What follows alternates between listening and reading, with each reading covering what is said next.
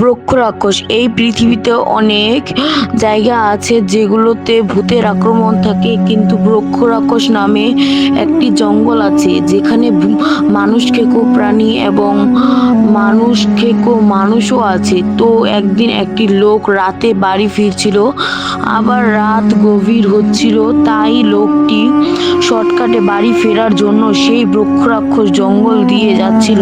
তো হঠাৎ একটি প্রাণী এসে তাকে তুলে নিয়ে চলে গেল।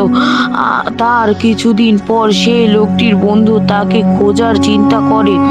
তার কারণে একটি চিঠি লেখে তার মেয়েকে দিয়ে বলে যে কোনো দিন যদি আমাকে খুঁজতে কোনো পুলিশ আসে, তাহলে তুমি তাকে এই চিঠি দেবে।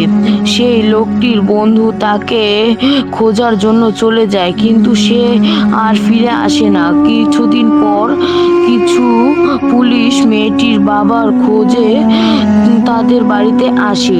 তারপর সেই মেয়েটি তার বাবার দেওয়া চিঠিটি পুলিশের কাছে দিয়ে দেয়।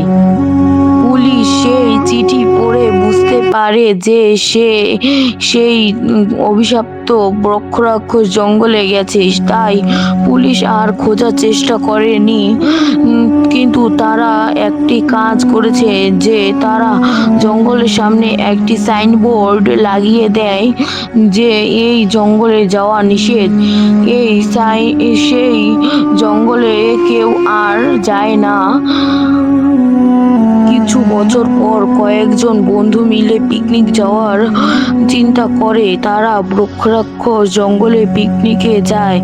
তারপর তারা আর ফিরে আসেনি। তাই সরকার ঘোষণা করে যে বৃক্ষ রাক্ষস জঙ্গল বন্ধ করে দেওয়া হোক।